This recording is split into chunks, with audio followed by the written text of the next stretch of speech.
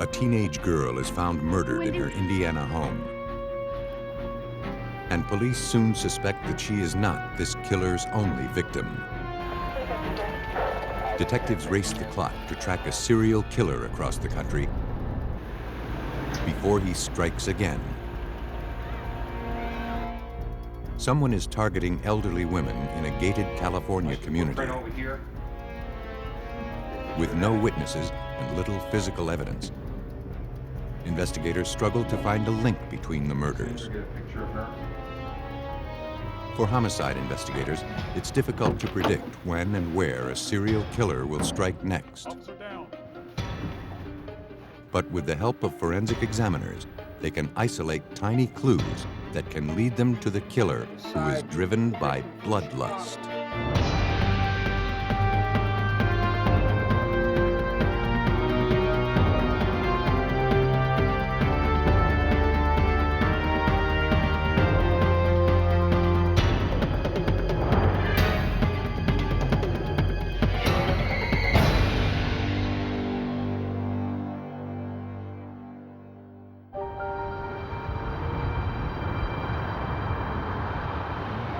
In this episode, some of the names have been changed.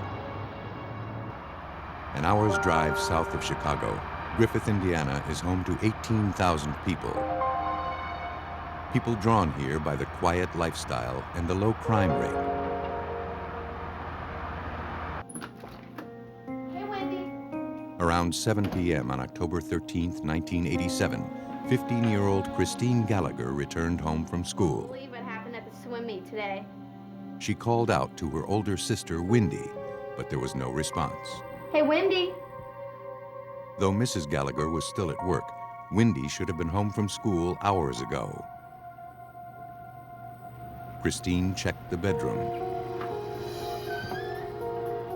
Oh my God, Wendy. There, she found 16-year-old Wendy's lifeless body on the floor. Griffith police and crime scene units were immediately dispatched to the Gallagher apartment. The distraught teenager was taken to a squad car as police made their way into the residence.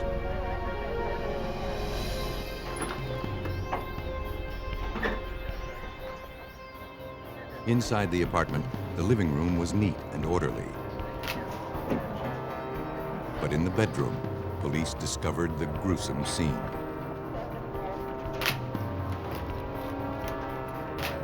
The semi-nude victim had been gagged, her hands tied behind her back with a bedsheet. She'd been stabbed repeatedly. It appeared that she had been sexually assaulted, but no biological evidence was recovered. For Lieutenant John Mowry of the Griffith Police Department, the scene was difficult to comprehend. When I walked into that apartment and saw the victim, Wendy Gallagher, and saw the savage manner in which she had been killed, I've never seen anything like that. I was on the department 17 years prior to that, have investigated other homicides. I've never seen anything that even comes descriptively close to the way that scene was. Investigators began to methodically process the scene. Next to the window, they discovered blood spatter on the wall and curtain. Hoping to find prints, they treated the wall with silver nitrate, a chemical that reacts to the oils found in fingers and palms. Then they scanned the area with a light source. A partial palm print and more blood spatter emerged. The section of wall was removed and forwarded to the crime lab. In the living room, investigators collected a drinking glass with smudged fingerprints.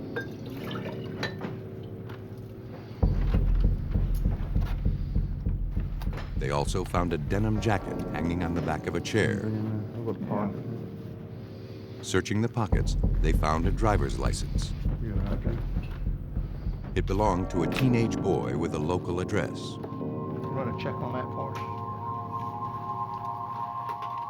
On the kitchen counter, detectives recovered a woman's purse. There was no identification inside.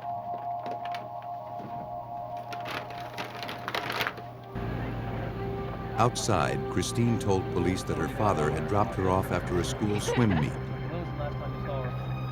She said that since their parents' recent divorce, she and Wendy would sometimes be by themselves after school until Mrs. Gallagher returned from work soon after. As Christine continued answering questions, one of the investigators brought out the purse found in the kitchen. Let me show you something. See if you know whose it is. Christine said it was hers.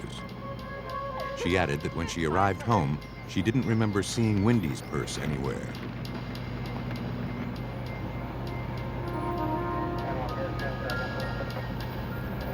Then, Mrs. Gallagher returned from work and learned about the murder.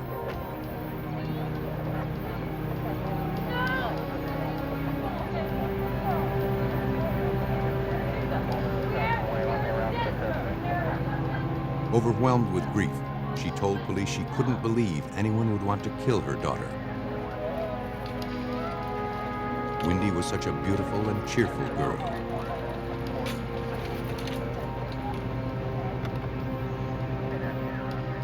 When shown the ID from the denim jacket, the Gallaghers recognized the boy immediately. He was Wendy's boyfriend.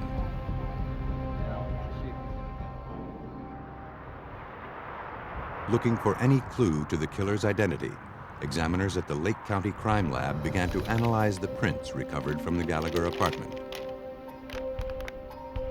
They started with the smudged drinking glass. When dusted with black powder, two distinct sets of fingerprints were revealed. Analysis of the arches, whorls, and loops that makes each print unique established that one set was Wendy's. But the second set of prints didn't match any of the Gallaghers. Next, examiners turned to the section of wall removed from Wendy's bedroom. To preserve the fragile drywall, they worked from photographs.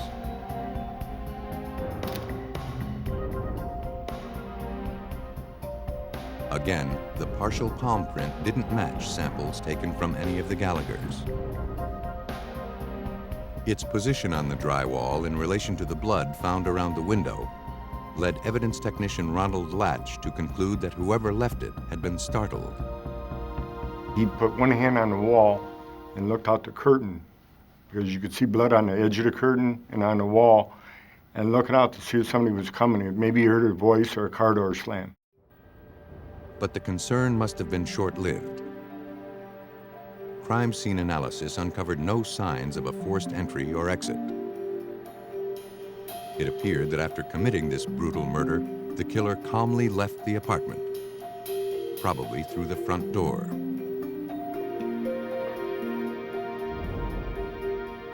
Convinced that the unidentified prints were the key to revealing the killer's identity, investigators ran them through APHIS, a computer database that holds millions of fingerprint records. But no matches were found.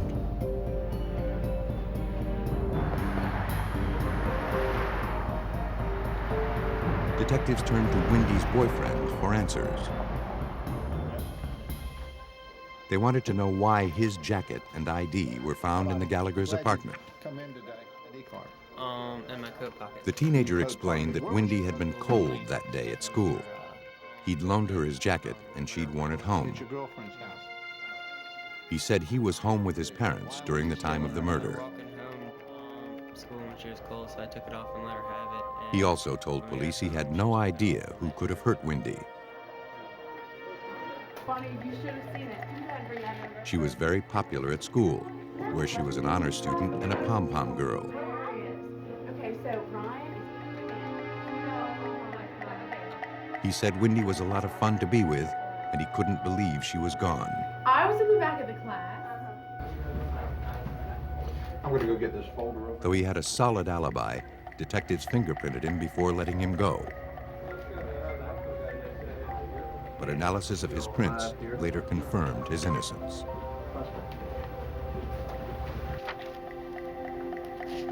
Police spent the next several days interviewing dozens of Wendy's friends and neighbors. Over 50 potential suspects were developed, but fingerprint analysis eliminated all of them. Or clothing that was... According to Detective Carl Grimmer, tensions in the small town grew as the investigation hit a dead end. And there's the top of their... Within the community of Griffith, after this occurred, there was a lot of fear. We didn't know who we were looking for. We didn't know if we were looking for somebody that lived in our town, somebody in a neighboring town, or if it could have been a drifter. But a week after the murder, police got a solid lead. A woman in Chicago had found Wendy's missing purse. I understand you found a purse that we were been looking for. The purse somehow ended up in my purse. She explained that her own purse had been snatched during an assault. The purse actually ended up in mine. Yes, sir. When it was later recovered from a dumpster and returned, she opened it and found Wendy Gallagher's purse and ID stuffed inside. Then she'd heard about the murder in Griffith. I was walking home down an alley and this car pulls up. The woman said that as she left work through the back door, a man with brown hair and a mustache jumped out of a blue car. He grabbed her and threatened her with a knife. As they struggled, a delivery truck pulled up. Panicked, the assailant grabbed her purse and fled. But he had left behind valuable evidence. A witness who could identify him and a physical link to Wendy's murder. I can recall he had, I guess, brown hair. Police quickly released a composite sketch of the suspect along with a description of his blue car. Over the next several weeks, they received many leads as a result, but none of them panned out. Despite the lack of progress, investigators refused to give up. Everybody who had walked into that crime scene that night and saw Wendy, that's all the incentive you needed to keep going, to find out who had done that to her. Griffith detectives had a composite sketch and fingerprints that could prove murder. But until they could identify their suspect, that evidence was meaningless. And all indications suggested that Wendy Gallagher was not going to be this killer's last victim.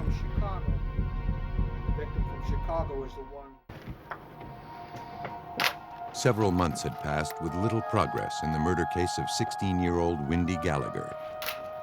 Though Griffith, Indiana police had a composite drawing of their suspect and prints recovered from the murder scene, his identity and his whereabouts remained unknown. Detective Grimmer. As they struggled to keep the case alive, an improbable lead was called in by police in Pasco County, Florida, located more than 1,100 miles away from Griffith, Indiana. That's correct. Yes, method of operation. While investigating the homicide of a 14-year-old girl there, Florida police believed that a resident had uncovered a connection to Wendy Gallagher's unsolved murder. Who's your lead detective on this case? That resident, Diane Collins, had just moved to Pasco County from Griffith, Indiana. As details of the Florida murder were made public, Diane immediately noticed similarities to the homicide in Griffith. The frighteningly familiar details compelled her to contact the police. I was very much struck by the fact that this was another young teenage girl who was murdered in her home after school hours, just as Wendy was in the community I had just left. Griffith police were skeptical that such a tenuous lead could impact their case, but they had little else to go on. They asked Pasco County investigators to forward the case files.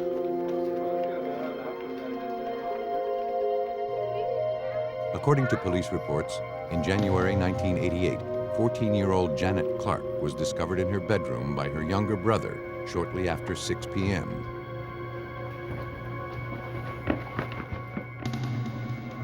He and Mr. Clark had just returned home from running an errand.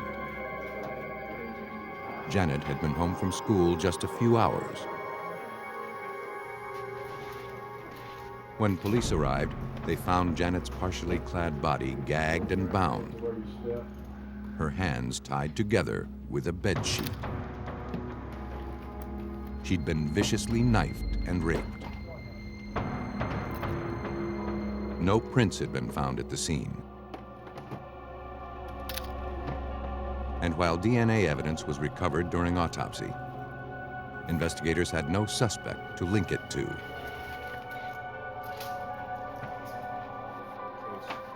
But now, Griffith detective Carl Grimmer realized that Diane Collins' instincts might have been dead on. We thought it was a long shot that the two cases could be connected.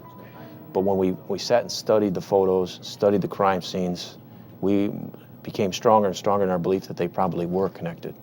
It's just, you had to see it to see the similarities. It's almost like there was a signature. Believing they were now searching for the same killer, the two departments began exchanging information. Pasco County, Florida police intensified their investigation. One of the Clark's neighbors recalled a man in the neighborhood around the time of Janet's murder. She had never seen him before. She described the man to a police sketch artist as being in his late 20s, with dark hair and a mustache. She believed that he was driving a late model red Corvette with Missouri license plates. Though the description of the vehicle was different, Griffith police couldn't ignore the striking similarities to their suspect. For Detective Mowry, there was little doubt that a serial killer was on the loose. Time definitely was our enemy. We knew from what we had seen thus far how savage this person was. So we were virtually racing against the clock. We wanted to apprehend him as quickly as we could to prevent him from hurting anybody else. But police knew that tracking a multi-state killer would be difficult. Until he struck again, all they could do was wait. And they feared this killer wouldn't make them wait very long.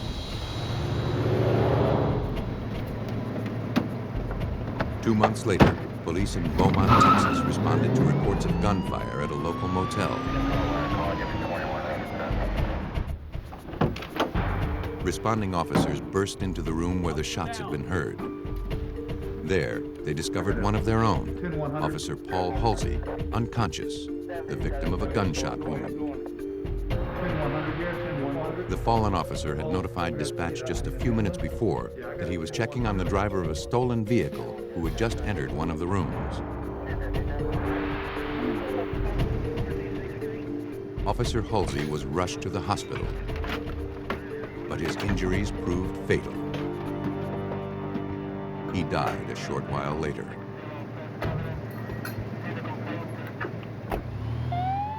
A witness at the motel stated that he heard gunfire and looked out his window. He saw a man with dark hair and a mustache speed away in a red Corvette.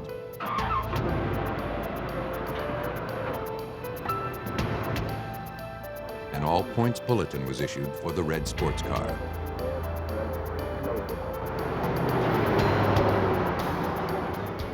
And within a few minutes, dispatchers reported that the vehicle had been spotted. The sports car was able to elude police for more than 20 miles.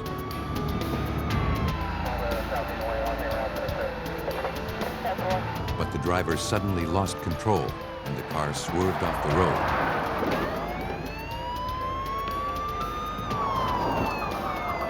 He fled into a wooded area on foot and disappeared. Texas authorities began preparing their manhunt for a suspected cop killer.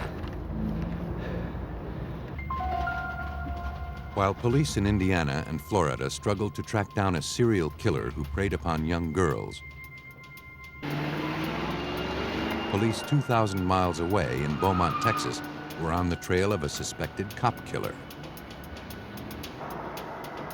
Though the suspect had managed to escape, police had his abandoned red Corvette. How you doing? All right. Inside, they recovered a blood-stained .357 Magnum that had been recently fired. 357. They also found stolen license plates, including a set from Missouri.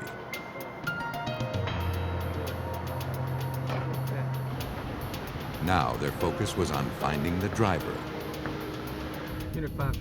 Detective Ray Beck of the Beaumont Police Department organized the manhunt. The word was out. So we had officers coming in from everywhere, just volunteering their time, their effort. So manpower was unbelievable. Through witnesses, police learned that the suspect had jumped into a taxi and was headed toward Houston.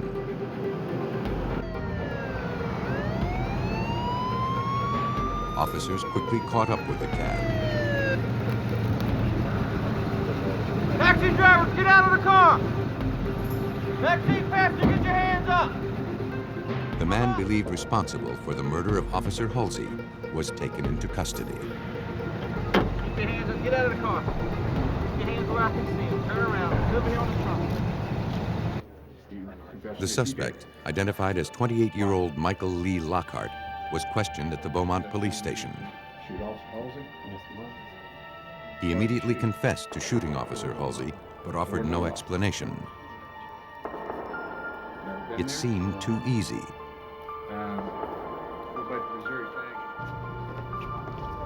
Robert Hobbs, an investigator with the Jefferson County District Attorney's Office, recalls Lockhart's interview. He was very calm, he was very collected. We knew right away that that this was not our typical criminal in Southeast Texas, and that we would have our work cut out for us. Their instincts told them Lockhart wouldn't have killed a police officer over a stolen car. There had to be more, a lot more, to this murder. What we'll do is take some fingerprints of you. Investigators fingerprinted Lockhart and collected hair samples. He was held without bond on capital murder charges. Ballistics results, bolstered by Lockhart's confession, gave Beaumont detectives an airtight case. But Lockhart's quick confession still seemed too calculated, as if he might be trying to head off further investigation. Evidence recovered from Lockhart's motel room indicated he'd been on the move for months. Police had recovered several hotel and restaurant receipts from throughout the Midwest. But what was he running from? Hoping to find out, Detective Ray Beck wrote an article profiling Lockhart and details of Officer Halsey's murder for a national law enforcement magazine. The tactic paid off. A detective working the Janet Clark murder in Pasco County, Florida, read the article on Lockhart and Officer Halsey's murder. He then called the Beaumont Police Department. Detective Beck quickly understood why. One of the missing links to their case was the fact that their red Corvette had Missouri license plates. And that was one of the pieces of evidence that we had here, was Missouri license plates that we found in the Corvette. Detective Beck next learned about the connection to Wendy Gallagher's murder. Investigators working that case in Griffith, Indiana, were immediately notified. They requested that Lockhart's prints be forwarded to the Lake County Crime Lab.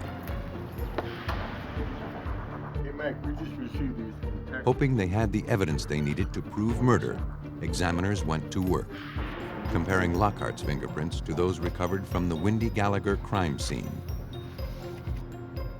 After scrutinizing and comparing both sets of prints, examiner Ronald Latch was certain that Wendy's killer had been found.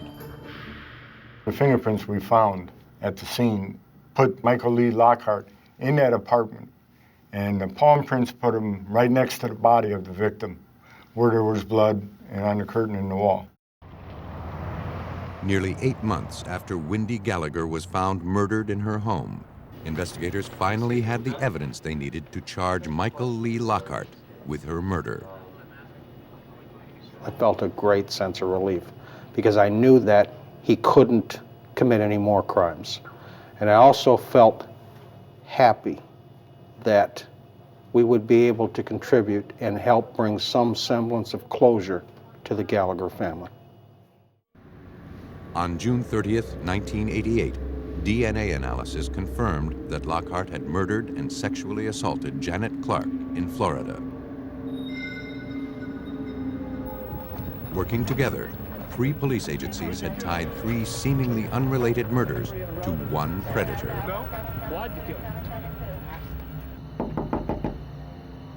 Based on the evidence, police believe that Lockhart traveled the country in search of his next victim. Hey, those are right down the road. Can I use your phone? He would prowl an area, hunting for vulnerable young victims. When he knew they were alone, he would con his way into their homes, where he would rape and murder them.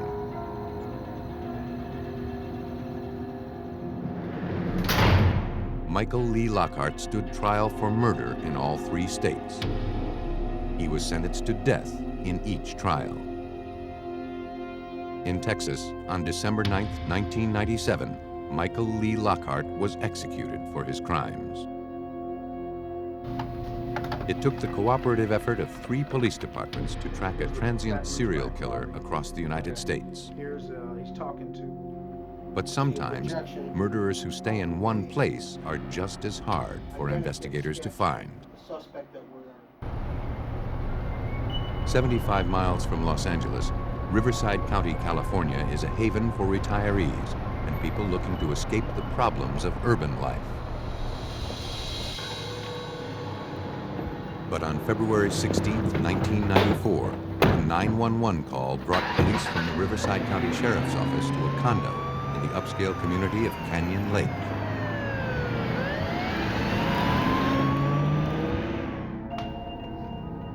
There, investigators found the body of 86-year-old Norma Davis slumped in an easy chair.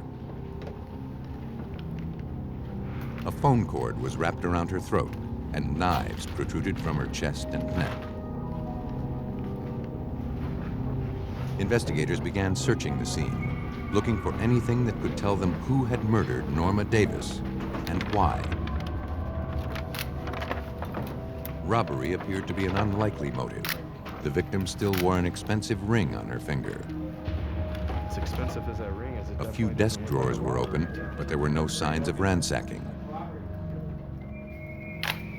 Forensic technicians processed the body, looking for any stray hairs or fibers that the killer may have left behind.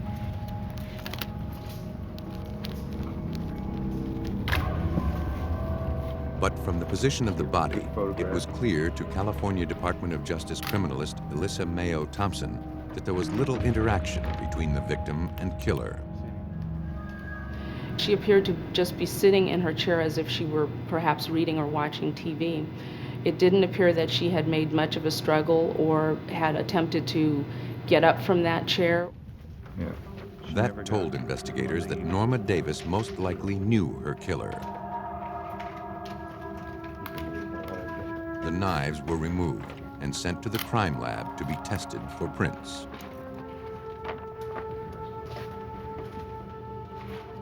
A search of the condo confirmed that robbery was not a motive.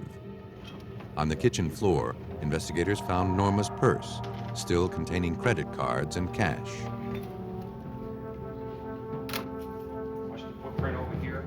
In the hallway, investigators spotted a faint shoe print on the floor. To get a better look, the room was darkened. Closer examination revealed that it was a sneaker print left in dust. And recovering such fragile evidence would be tricky. But in a crime scene that yielded few clues to the killer's identity, the print could prove to be a vital piece of evidence. After thoroughly photographing the print, technicians carefully applied an adhesive gelatin to lift it.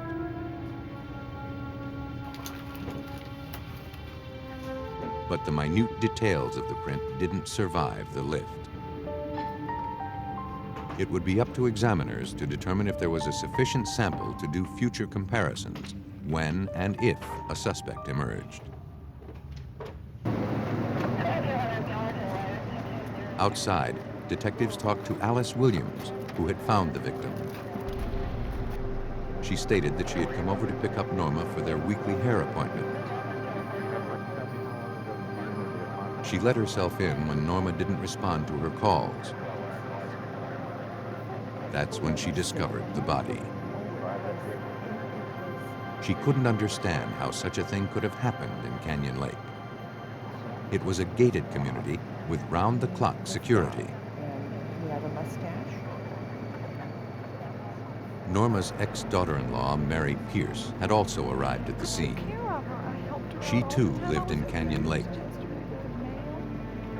She told investigators that she and Norma were very close. But as Mary continued describing Norma in greater detail, detectives glanced down and noticed she was wearing Nike sneakers. They asked if there was anyone close to Norma who would want her dead. Mary reacted with shock, insisting no relative could possibly be involved. But now, detectives weren't so sure. They turned to the crime lab for answers. But criminalists at the California Department of Justice Forensic Lab determined that all of the evidence recovered from the condo had been wiped clean of prints. One of those stains could have come from her. There were no stains. They hoped the recovered shoe print could lead them to Norma's killer.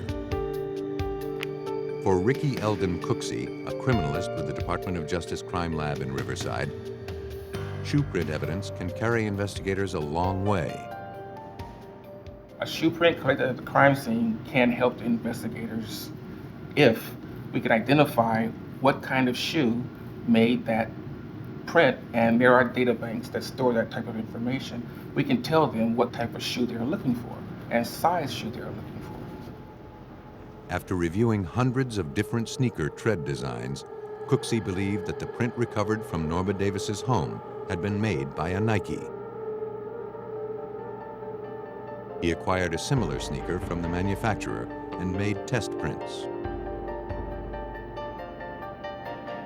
The tread design was identical. Cooksey had determined that the suspect's print had been made by a size 6.5 Nike Air tennis shoe.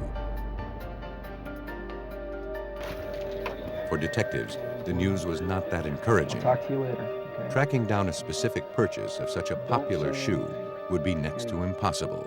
Thank you.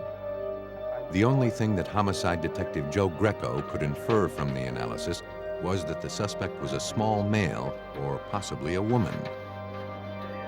And he already had a potential suspect who fit that description. Goodbye. We suspected the ex-daughter-in-law, Mary Pierce, because of the shoes that she was wearing when she came to the crime scene. And the brand of shoe matched the brand of shoe that we found in the doorway. And also, she was the caretaker. She was the obvious choice. Thanks, Jerry. Police questioned Mary Pierce in greater detail, carefully watching her demeanor. She would take her medicine. Mary said her ex-mother-in-law was a wonderful, warm person who didn't have any enemies. Most days, she just watched her TV or read.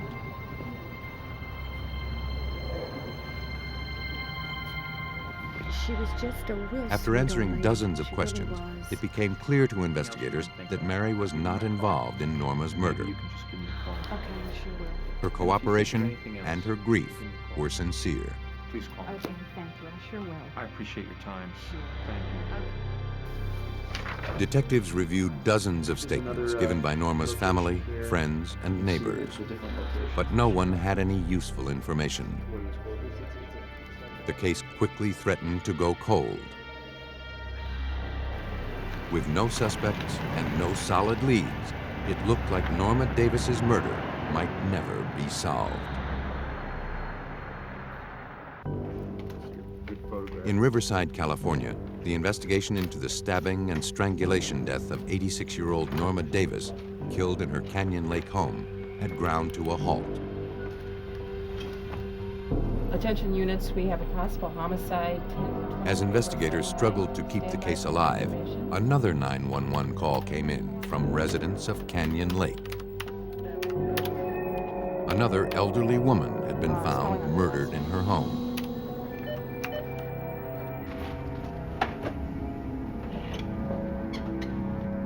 There, police discovered 66-year-old June Roberts, dead on her office floor. And for everyone in the room, this crime scene looked disturbingly familiar. Though June Roberts had not been stabbed, she still wore an expensive ring and had a phone cord wrapped around her neck.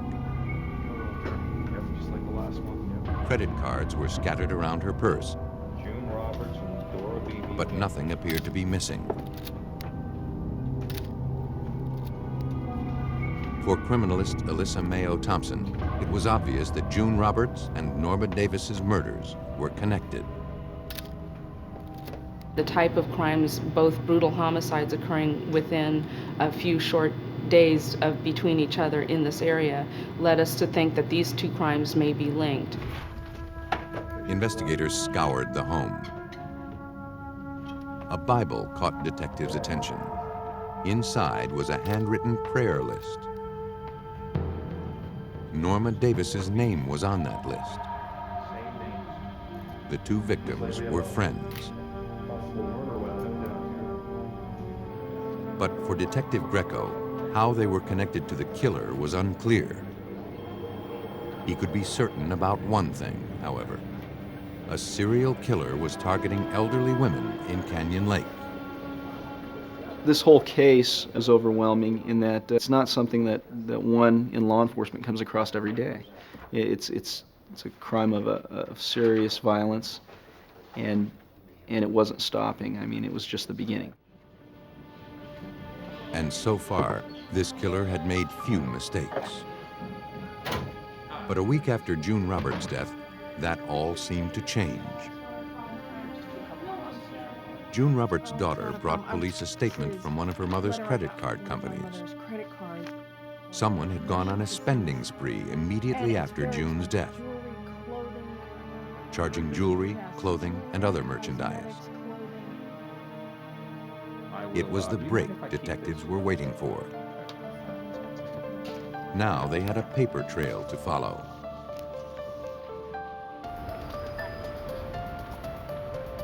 They started at a jewelry store, where the first purchase with the murdered victim's card had been made. The clerk vaguely recalled the transaction.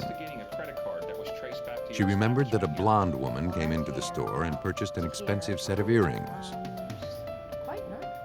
The woman charged the items and signed her name, June Roberts. The clerk couldn't provide enough detail for a composite sketch, but she gave investigators a Xerox copy of an identical pair of earrings. The blonde woman, whoever she was, had been linked to one of the victims.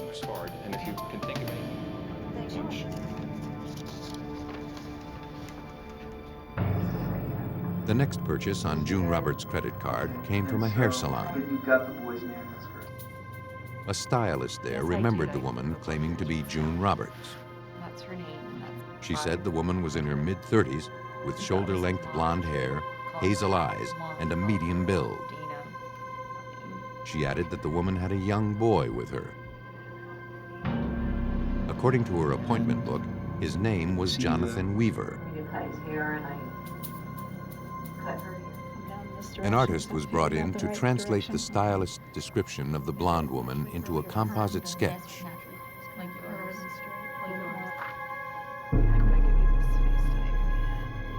Gradually, a face took shape. Yes. What would you change about it? But police still didn't know how this woman fit into the murders, Because we want to keep moving around it. and they had no way to put a name to her face. Pursuing their only other lead, investigators began searching for the young boy, Jonathan Weaver, who had been at the hair salon with the blonde woman. It's very similar. They contacted area public schools and found a child with that name. They went to his address and waited. But when they spotted the boy and his mother arriving home, they realized the mother didn't resemble any of the descriptions. I just wanted to ask you a couple of questions. How you doing, Questioning confirmed that the boy had never been to that salon, Nope, not at all. and neither recognized the woman in the composite. No, I've never seen her. Despite the setback, investigators refused to give up. The locations of the murders and the credit card purchases were all within a 5-mile radius of each other. Investigators knew their killer had to be hiding right under their noses. She made more purchases there? Yeah, she made Hoping to generate a lead, they decided to run a check of all violent crimes recently reported within that same area. victim's name. The tactic turned up a possible clue. An elderly woman who owned an antique shop just blocks away from Canyon Lake had been recently assaulted. And this young woman came in with Dorinda Hawkins, still recovering in the hospital, had barely survived the attack. She told investigators that a blonde woman came into her antique shop to ask about framing. When she led the customer into the back to show her some samples, the woman suddenly attacked her from behind. Dorinda felt a rope tightening around her neck. she had a rope around my neck. She told detectives that she then began begging for her life. Called 911. You know, you can have whatever you want, take whatever you want. I have 8 children, let me live. And the suspect told her, I'm not doing this for the money. Dorinda had been left for dead, but she managed to regain consciousness. When she came to, her red-coiled key band that held the keys to the cash register was missing from her wrist, Wire thing around my wrist. and money from the register was also gone. And then she just kept choking me. And I passed out. When shown the composite, she positively identified the blonde as her assailant. Yes. It does. It was now apparent to investigators that the suspect was not simply an accessory to the other crimes. She was the serial killer. And the rarest type of all, a woman. Investigators raced to put a name with the face on the composite sketch.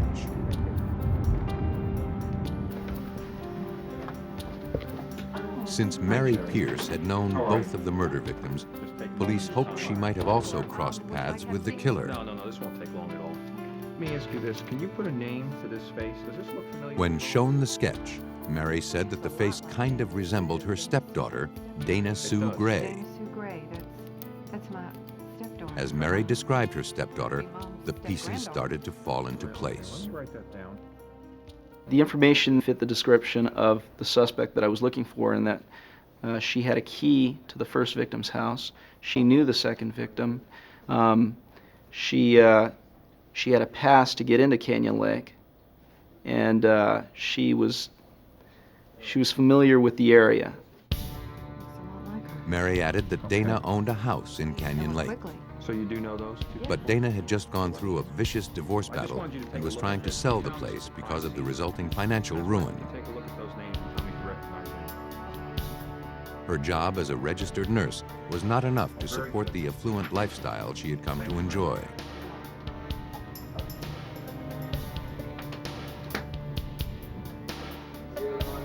The positive identification of the sketch and the information provided by Mary Pierce led detectives to obtain a warrant to search Dana Sue Gray's property.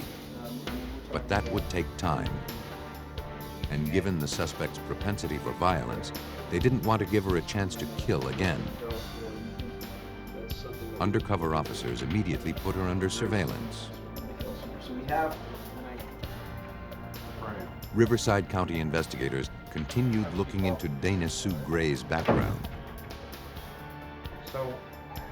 They learned that she was currently dating a man who had a young child named Jonathan Weaver, the same name as the child who had been at the hair salon. No, I was out of town on business. But this Jonathan Weaver was enrolled in private school.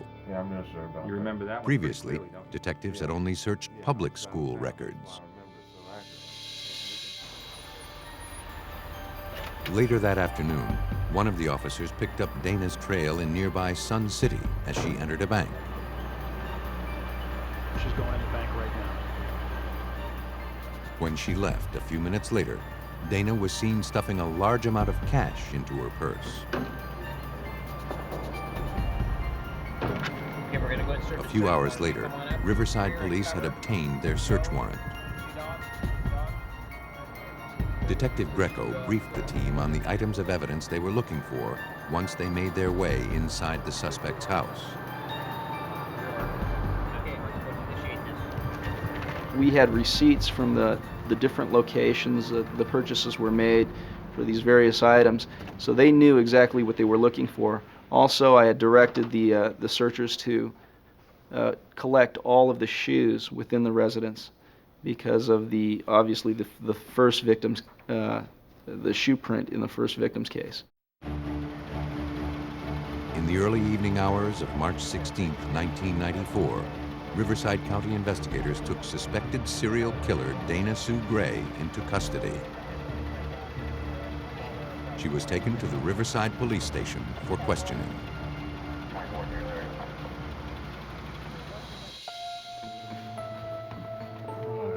Inside the residence, investigators uncovered a wealth of evidence. They located a red-coiled key wristband, identical to the one stolen from Dorinda Hawkins at the antique shop. They also found merchandise similar to items purchased with June Roberts' credit cards.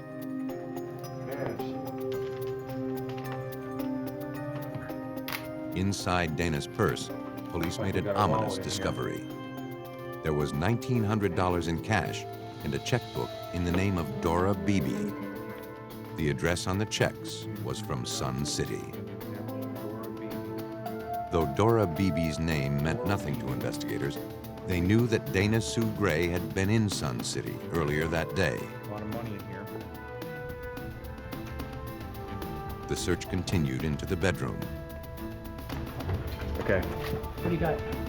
There, evidence technicians found a pair of Nike sneakers. The evidence was sent to the crime lab. Dana, you understand why you're here, don't you? At the police station, Dana Sue Gray appeared calm and unaffected. She denied killing or assaulting anyone. I think it looks exactly like you. She admitted using credit cards belonging to June and another woman, whose name she couldn't remember, but claimed she had found them lying next to a dumpster. You know what? Can I see those earrings? Investigators collected Dana's earrings, which appeared to be the ones purchased on June Roberts' credit card. These look very familiar to me. As the detective left the interview to process the earrings, another investigator was waiting to speak to him outside. There had been another murder. The MO was identical to the Norma Davis and June Roberts homicides. The latest victim had been killed earlier that day in her home, which was located in Sun City.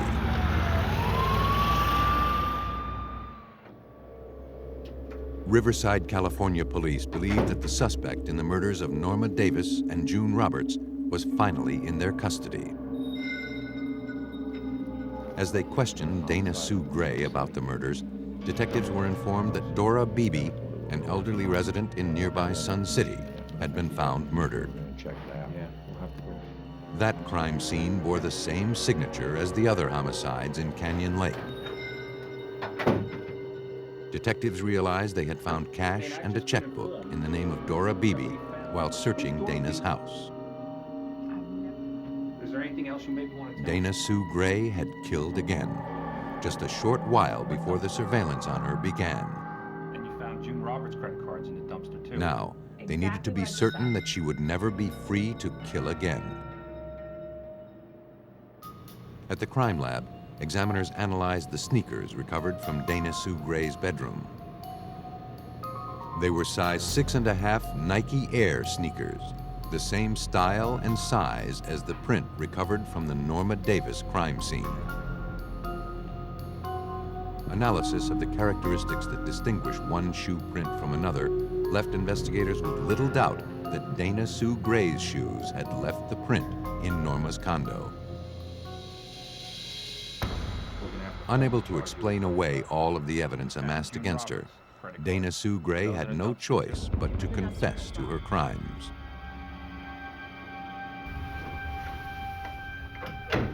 Riverside County investigators believe that Dana Sue Gray was driven over the edge by her financial misfortunes that resulted from her divorce. Angry and envious, she chose affluent victims, sometimes strangers, but mostly friends and relatives, as targets for murder.